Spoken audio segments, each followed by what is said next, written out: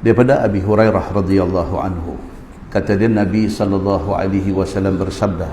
Sabda Nabi, pernah berlaku satu masa dulu, satu orang lelaki dalam satu perjalanan, tiba-tiba dia ditimpa dahaga yang sangat teruk, dahaga sungguh-sungguh.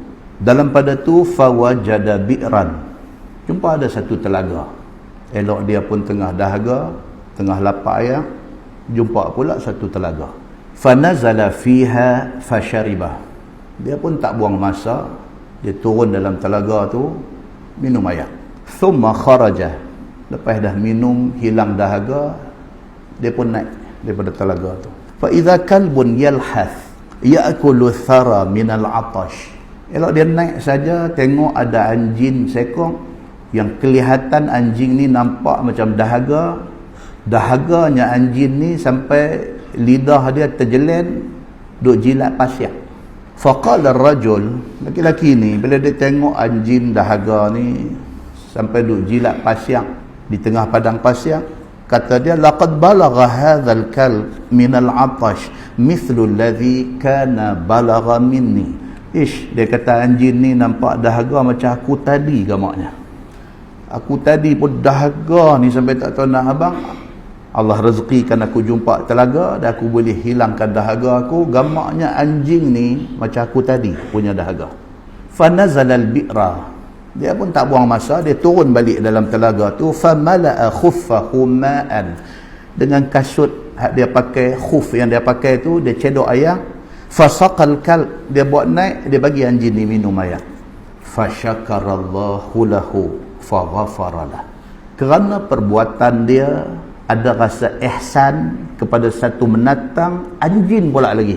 Hadis kata fasyakarallahu lahu, Allah terima kasih ke dia, bukan dia terima kasih ke Allah, Allah terima kasih ke dia. Fasyakarallahu, Allah terima kasih ke dia, faghafaralah, sebagai reward kepada kebaikan yang dia buat pada anjing ni, Allah ampunkan dosa dia.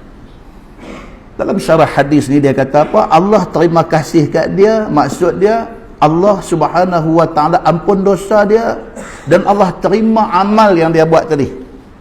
Bila Nabi SAW habaq benda ni kepada sahabat ada ni, sahabat trigger satu question mark, satu soalan main dalam kepala sahabat. Sahabat kata, ya Rasulullah, wa inna lana fil bahaimi la ajran.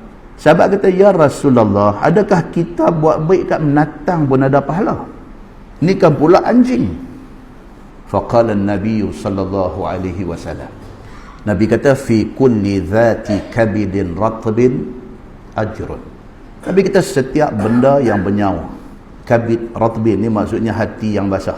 Maksudnya Nabi sallallahu alaihi wasallam kata, kalau sekiranya kita buat baik kepada benda bernyawa, tak kira orang, tak kira orang tu Islam ke kafir, tak kira menatang, tak kira siapa, kalau sekiranya benda tu benda menyawa, kita buat baik dekat dia, ajrun, ada pahala. Nabi kata. Hadis itu hadis sahih riwayat Al-Bukhari. Tuan-tuan muslimin dan muslimat yang dirahmati Allah sekalian, hadis ni beritahu kat kita, orang Islam fikiran, hati mau ingat apa? Nak buat baik. Maknanya apabila kita hari-hari fikir nak buat baik, kita tak ada masa nak buat jahat. Bila kita tak isi masa ada juga. Bila kita tak isi dengan kebaikan, kita akan isi dengan jahat. Mai lagi satu hadis riwayat pada Abi Hurairah radhiyallahu anhu. Dia kata Nabi sallallahu alaihi wasallam bersabda. Hadis lebih kurang hak tadi, tapi pelakunya orang lain. Dalam riwayat yang kedua ni, Nabi sallallahu alaihi wasallam bersabda, Nabi kata, ghufira li imra'atin mumisah. Allah subhanahu wa ta'ala ampunkan dosa satu orang perempuan pelacur, perempuan jahat.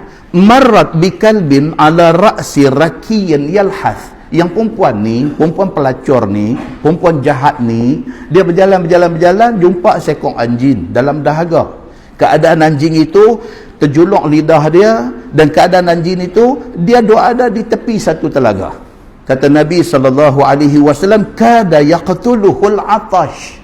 Keadaan anjing itu, dahaga dia ni sampai hampir menyebabkan dia mati kerana dahaga tu.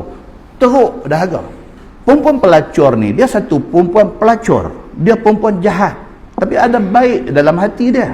Bila jumpa anjing dalam keadaan dahaga macam ni, duduk tepi telaga, fanaz'at khuffaha, dia tak buang masa, dia cabut kasut yang dia duk pakai, fa'awthaqathu bi khimariha, dia ambil kain selendang yang ada atas bau dia ikat di kasut dia tu, dia lepas masuk dalam telaga tu, fanaz'at lahu minal ma', cedok air naik daripada telaga tu dengan kasut yang dia ikat dengan kain selendang dia ni, dia bagi anjing ni minum air tu, faghufira laha bidzalik.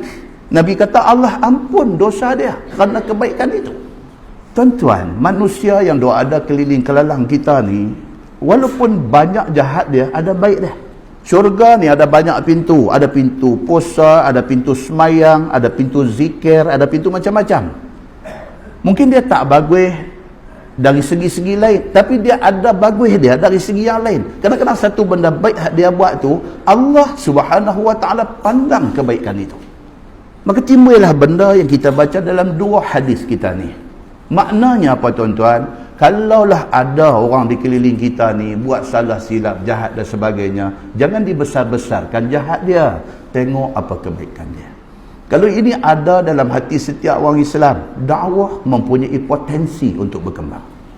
Tapi kalau dalam hati kita penuh dengan rasa nak menghukum dan nak memusnahkan harapan orang, dakwah kita lambat berkembang.